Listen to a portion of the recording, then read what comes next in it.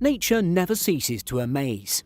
These animal kingdom oddities may seem like urban legends, but they all actually happened and had real-life scientists scratching their heads. Here are 15 strange animal phenomena that happened on Earth. While you're here, be sure to smash the like button, subscribe, and click the notification bell for more such amazing content. Number 15. Narcisse snake dens. Canada usually seems like such a non-scary place. The pristine lakes, the gentle manners, the political tolerance, the free-flowing sorries. It's not exactly a place you'd think would be teeming with snakes just below the surface. And that's true, as long as you don't hang out in Narcisse, Manitoba. Every spring and autumn, the largest congregation of snakes anywhere in the world is found in this area, drawing visitors from across the globe. For between 1 and 3 weeks at a particular spot along Highway 17, tens of thousands of red-sided garter snakes make their way above ground from inside the fissures in the limestone, looking for mates. They congregate in rocky pits, weaving together to form vast, living, moving tapestries of snakes that can be as wide as 20 feet across. A mass of snakes is clearly audible between the hissing and the sound of scales rubbing together. When they're finished with their business in the spring, the garters split from their dens along the highway to nearby wetlands for the summer to bask in the sunshine, and then return to Narcisse in the fall to slither back underground and do it all over again. Number 14. Headless chicken. In 1945, farmer Lloyd Olson took one of his many chickens to the chopping block to prepare dinner for his family.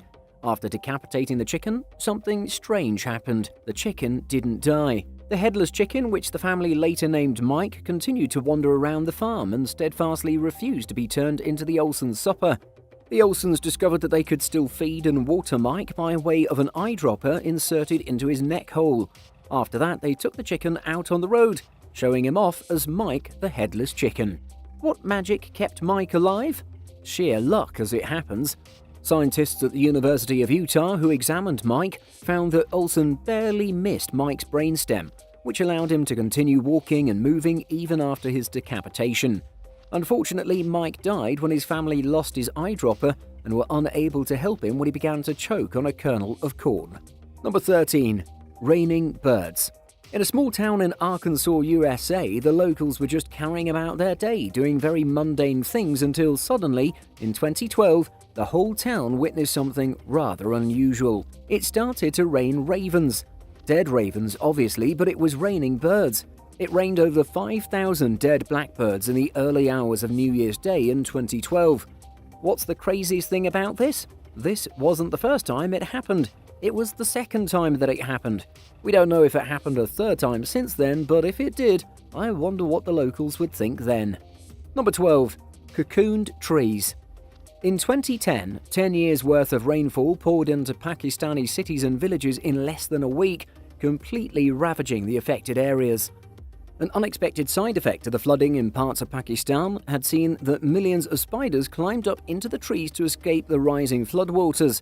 Because of the scale of the flooding and the fact that the water had taken so long to recede, many trees have become cocooned in spiders' webs. Spiders have built massive webs on trees, turning them into ghostly cocoons. Such a phenomenon has never been seen before. Number 11. Germany's bursting toads. Hamburg is often known as an idyllic port city of book publishers and media giants. Lately, however, the city's peace and quiet has been interrupted by a sickening natural oddity.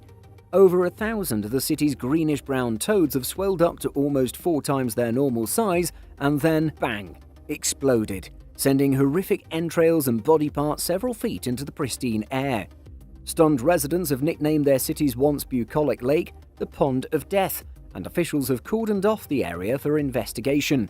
Vets and animal welfare agencies have spent days puzzling over the deeply troubling and downright disgusting mystery. Is it a fungus? Is it a virus? Are the toads simply suicidal? All the speculation was finally put to rest when Frank Munchman, one of Germany's top experts on amphibians, cracked the case, and the explanation was even more shocking than the toads' violent deaths. The massacre was apparently the work of a highly intelligent species of crow. Frank examined both living and dead specimens of the Hamburg toads, and what he found was truly chilling. Identical circular incisions on their backs, just the size of a bird's beak. He also figured out that all the amphibians had their livers missing. There were no bite or scratch marks, so we knew the toads weren't being attacked by a raccoon or a rat, which would have also eaten the entire toad, Frank said. It was clearly the work of crows, which are clever enough to know the toad's skin is toxic and realize the liver is the only part worth eating. Only once the liver is gone does the toad realize it's being attacked. It puffs itself up as a natural defense mechanism. But since it doesn't have a diaphragm or ribs, without the liver there's nothing to hold the rest of its organs in. The lungs stretch out of all proportion and rip. The rest of the organs simply expel themselves. Number 10. Murmurations.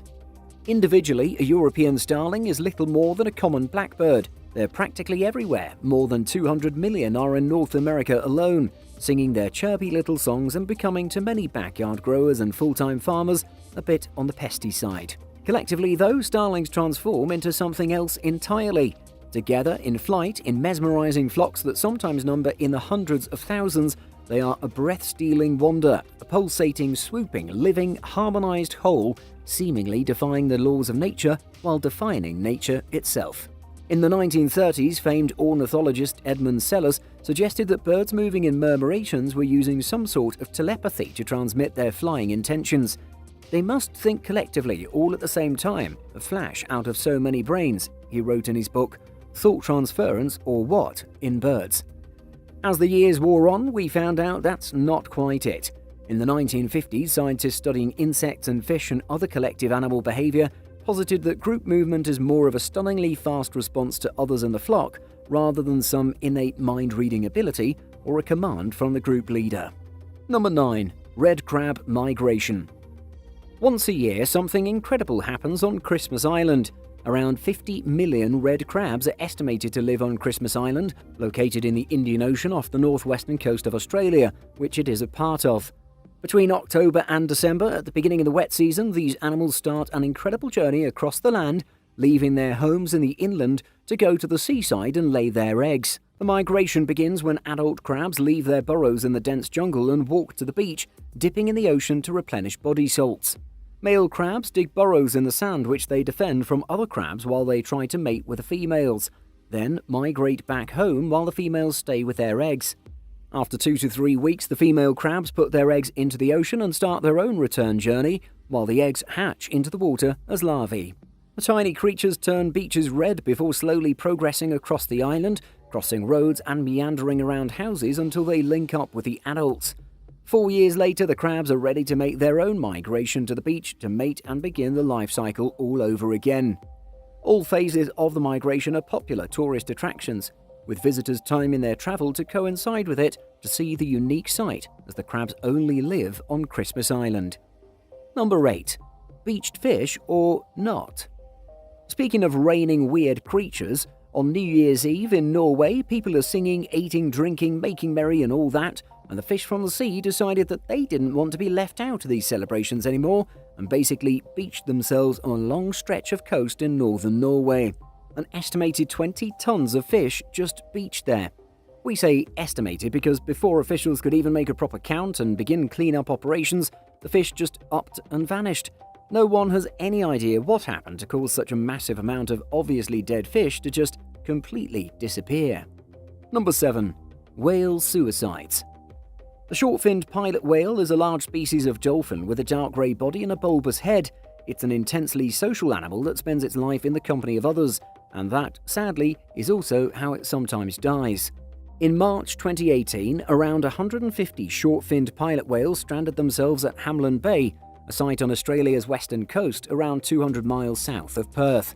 Trained staff and volunteers had hauled 6 survivors back into the sea, but their fate is still uncertain. Rescued whales often re-strand themselves and nightfall will make their movements harder to track. Western Australia is no stranger to mass whale strandings. 9 years before, to the day, 80 long-finned pilot whales, a closely related species, stranded themselves in the very same spot. 3 years before, again almost to the day, around 20 long-finned pilot whales washed up at Bunbury, about 70 miles to the north. And those incidents pale in comparison to the largest mass stranding ever documented in the region. This isn't a uniquely Australian problem. New Zealand's Farewell Spit is a notorious whale trap where pilot whales regularly strand, Up to 650 long-finned pilot whales beached there last February, of which 400 or so were saved. Cape Cod is another hotspot and sees an average of 226 stranded whales and dolphins every year. Given this long history, it's unclear if these events have become any more frequent of late, or if they're simply easier to spot in an interconnected world. Still, there is something deeply unsettling about mass strandings. Cetaceans, the group that includes whales and dolphins, are highly intelligent and beautifully adapted to life in the water. Why would they leave the aquatic world to risk death? And why do so many of them do so at the same time? No one really knows. There's a multitude of hypotheses and few firm answers. Number 6. Sea of Stars. As if the islands of the Maldives weren't already heaven on earth, come nighttime, Vadu Island reveals another mystical surprise: glowing blue waves lapping the sandy shore like something out of a fantasy island. As the sun sets below the sea, Vadu Island's waters are taken over by a shimmering sight. They light up, a glittery spread of blue reflecting the sky.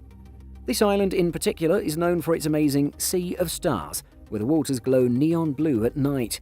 A tiny microorganism, a phytoplankton called Dinoflagellates, reacts with oxygen under the water and is triggered to produce this blue glow when it feels movement.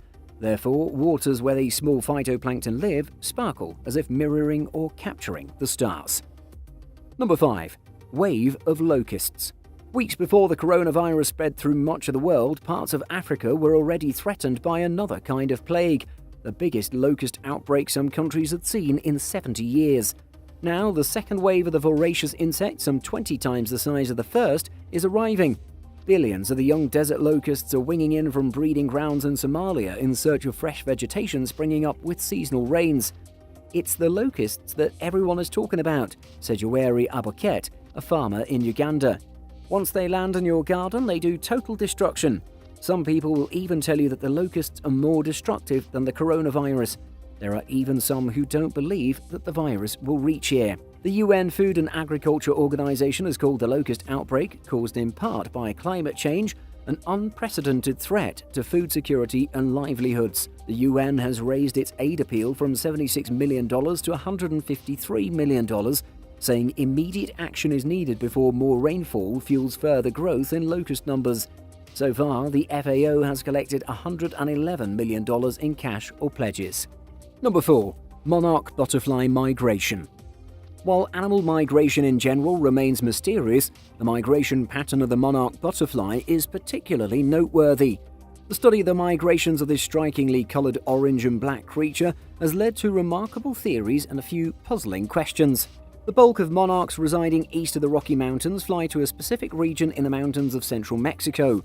Somewhere between 100 and 150 million butterflies travel this route each fall. The monarchs remain at these overwintering sites until the following spring, when they return north. The timing of this annual migration is theorized to be linked to the changes in the amount of daylight that begin to occur at this time of year.